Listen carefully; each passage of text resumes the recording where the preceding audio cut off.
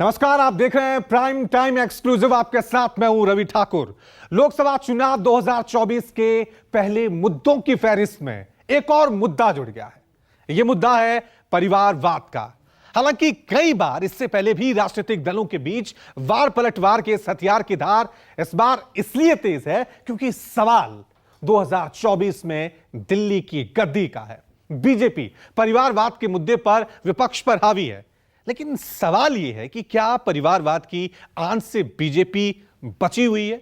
वहीं इसी बीच बीजेपी का वो मास्टर प्लान डिकोड हो गया है जिसके दम पर बीजेपी यूपी से लेकर महाराष्ट्र और झारखंड से लेकर बिहार तक में जीत की नई इबारत लिखने की प्लानिंग कर रही है। तो क्या 24 के चुनाव में हावी होगी परिवारवाद की पॉलिटिक्स?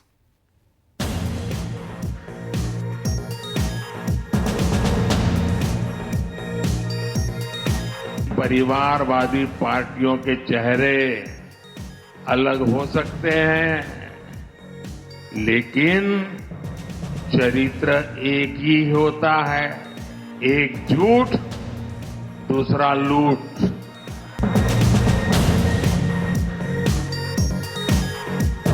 परिवारवाद और भाई भतीजावाद प्रतिभाओं के दुश्मन होते हैं। भ्रष्टाचार की इस दुकान में जुटे हुए ये सभी परिवारवाद के कट्टर समर्थक हैं।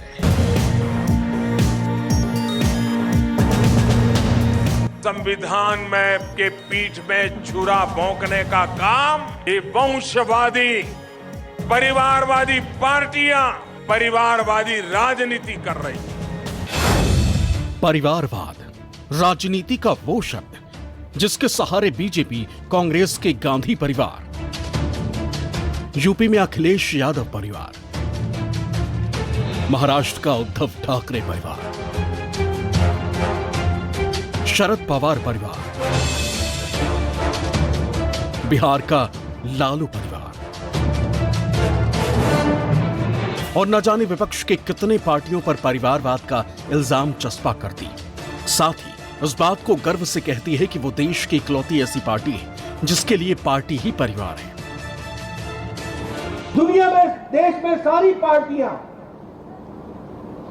परिवार ही उनकी पार्टी बन गई है और ये भारतीय जनता पार्टी अकेली पार्टी है जहां पार्टी ही परिवार है। ये अंतर हमको समझना चाहिए। लेकिन जिस परिवारवाद का आरोप बीजेपी इंडिया गठबंधन पर लगाती है, उस पर विपक्ष का बीजेपी से सीधा सीधा सवाल है कि अगर इंडिया गठबंधन के सहयोगी उद्धव ठाकरे परिवारवादी हैं, तो बीजेपी के सहयोगी राज ठाकरे क्या परिवारवाद से दूर हैं? अगर अखिलेश यादव और डिंपल यादव परिवारवादी हैं, तो फिर अपर्णा यादव क्यों नहीं?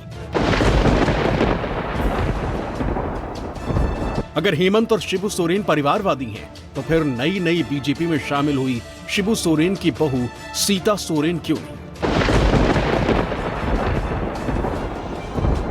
2024 के लोकसभा चुनाव में बीजेपी परिवारवाद के मुद्दे को लेकर मुखर है, लेकिन विपक्ष का सवाल भी जायज है। माना जा रहा है कि इस चुनाव में बीजेपी राजनीति में सत्ता सुरक्षा वाले बीमा के लिए परिवार के साथ भी और परिवार के खिलाफ वाली नीति अपना रही। हालांकि बीजेपी ने परिवारवाद की परिभाषा को कुछ यूं बयां किया है। बीजेपी का मानना है कि एक परिवार के कई लोग चुनाव लड़ें और जीतें, वो परिवार किसी परिवार में बाप भी चुनाव लड़ ले, बेटा भी चुनाव लड़ ले, वो पार्टी का निर्णय हो सकता है, लेकिन पूरी पार्टी वंशवाद पर चले, कर्ता धर्ता नीति निर्धारक सब वंशवाद में फंसा हुआ हो, तो लोकतंत्र के लिए कितना भयंकर खतरा पैदा होगा। इस बात से इनकार नहीं किया जा सकता है कि बीजेपी में वंशवाद नहीं है। पिछले कई चुनावों में ऐसे कई उदाहरण देखने को मिले हैं जब बीजेपी ने अपने ही नेताओं के बेटों को टिकट दिया। बीजेपी भले ही विपक्ष पर परिवारवाद या वंशवाद का आरोप लगाकर लगातार हमलावर रहती है, लेकिन सच्चाई ये भी है कि बीजेपी खुद विपक्ष के वंशवाद को आगे बढ़ाने का काम कर रही है। जो भी नेता बीजेपी में शामिल हुए, आज उन्हें कई अहम पदों पर जगह दी गई।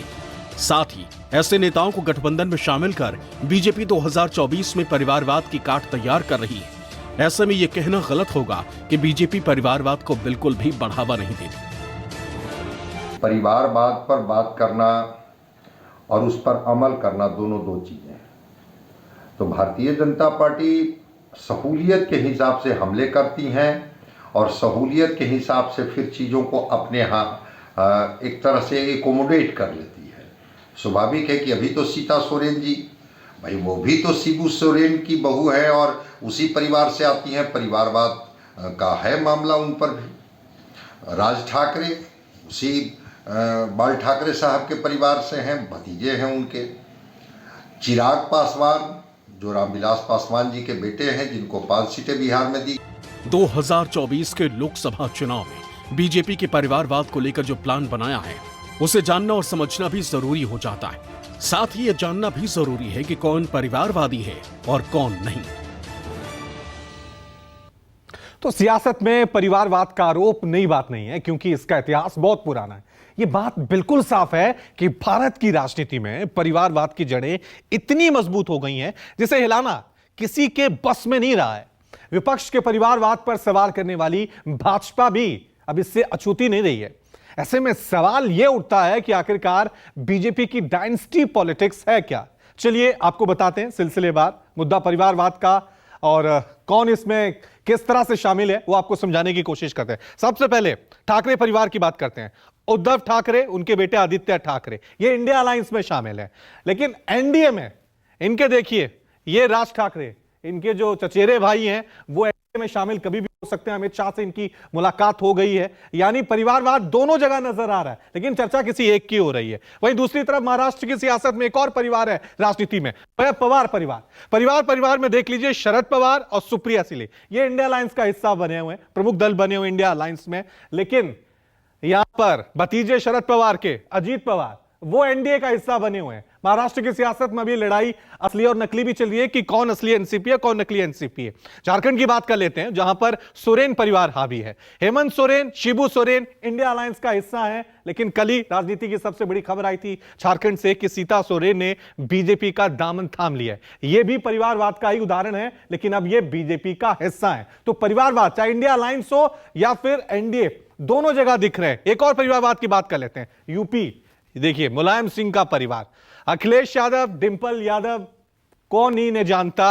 ये जिस तरह से पीडीए को लेकर चर्चा में रहे, इंडिया अलायंस को एकता बनाने के लिए अखिलेश यादव ने मेहनत की है, ये सभी जानते हैं। लेकिन परिवारवाद की दूसरा जो उदाहरण दे रहे हैं, ये देखिए अपर्णा यादव, वो बीजेपी का हिस्सा है, ये भी मुलायम परिवार का ही हिस्सा है। और खबर ये आ रही है कि मैनपुरी से हो सकता है डिंपल यादव के सामने अपर्णा यादव चुनाव लड़ें। तो इससे आप अंदाजा लगा सकते हैं कि परिवारवाद को लेकर बीजेपी ने मुद्दा जरूर उठाया है, लेकिन यहां पर दोनों तरफ ही परिवारवाद के उदाहरण एग्जाम्पल देखने को मिल रहे हैं। बिहार की बात कर लेते हैं, रामविलास पासवान का परिवार, किस तरह से एलजेपी 2 टुकड़ों में हो गई थी सभी जानते हैं, लेकिन इस बार बीजेपी ने क्या किया है वो सभी जानते हैं। चिराग पासवान को अपने पास में ले लिया है। चिराग पासवान जो है वो एलजेपी रामविलास पासवान की तरफ है, और पशुपति पारस जो है वो कहा यह जा रहा है कि इंडिया अलायंस का कभी भी हिस्सा बन सकते हैं। तो इन चेहरों को देखकर एक बात तो साफ है कि 2024 में बीजेपी ने भी अपने कुनबे में परिवारवाद वालों को जगह दी है, यानी परिवार के काट के लिए उन्होंने परिवारवाद का ही इस्तेमाल किया है। इसका जीता जागता उदाहरण महाराष्ट्र में उद्धव ठाकरे और राज ठाकरे, तो वहीं झारखंड में शिबू सोरेन और हेमंत के खिलाफ उन्हीं की भाभी सीता सोरेन। वहीं यूपी के जेठानी बनाम देवरानी यानी डिंपल यादव और अपर्णा यादव। इसमें कोई दो राय नहीं कि 2024 में डायनेस्टी पॉलिटिक्स का बोलबाला दिख रहा है। हालांकि ये किसके लिए कितने फायदेमंद होगा, कितना नुकसान, ये तो चुनाव के बाद ही पता चल पाएगा। देश में चुनावी मौसम है, ऐसे में चाहे इंडिया गठबंधन हो या फिर एनडीए गठबंधन, दोनों ही दलों में नेताओं के आने जाने का दौर जारी है। वहीं सवाल यह भी है कि क्या परिवारवाद की श्रेणी में झारखंड का शिबू सोरेन परिवार नहीं आता, जिसकी बहू सीता सोरेन पार्टी नेतृत्व से नाराज होकर बीजेपी में शामिल हो गई। मैं झारखंड मुक्ति मोर्चा में विधायक रही, लेकिन कहीं ना कहीं इतने साल गुजारने के बाद भी कि जिस मुकाम तक हमें पहुंचनी चाहिए थी, क्योंकि 24 साल झारखंड अलग राज्य बन के हुआ, लेकिन आज तक उपेक्षित ही रहा। तो ऐसे में मुझे मोदी जी का परिवार, महापरिवार में आना पड़ा, क्योंकि हमको झारखंड को बचाना है। इधर झारखंड में सीता सोरेन ने बीजेपी का दामन थामा तो वहीं महाराष्ट्र में राज ठाकरे की मन से जल्द ही एनडीए के साथ जुड़ने वाली है। माना जा रहा है कि अब बस औपचारिकता ही रह गई। वहीं पंजाब में बादल परिवार से बीजेपी के गठबंधन की बात चल रही है, यानी साफ है कि परिवारवाद को लेकर बीजेपी का दामन भी साफ नहीं है। लगातार भाजपा उन पार्टियों के साथ गठबंधन कर रही है जिन पर परिवारवाद का आरोप लगते रहा है। तो इसका ये मतलब नहीं कि भाजपा जो महागठबंधन पर आरोप लगाती है कि वो परिवारवादी हैं और परिवारवादी परंपरा के पोषक हैं, तो भाजपा भी इससे इतर नहीं है। इसके पहले भी अकाली दल के साथ भी इनके संबंध थे। वो क्या था, वो भी तो परिवार के ही लोग थे जो लगातार कई पीढ़ियों तक उनको टिकट मिलता था और वो चुनाव में जाते थे। तो भाजपा का जो मास्टर स्ट्रोक इसको कह लीजिए कि जो सहूलियत उनके लिए होती है वहाँ पर वो कहते हैं कि नहीं, वो तो जनता से चुन करके आते हैं।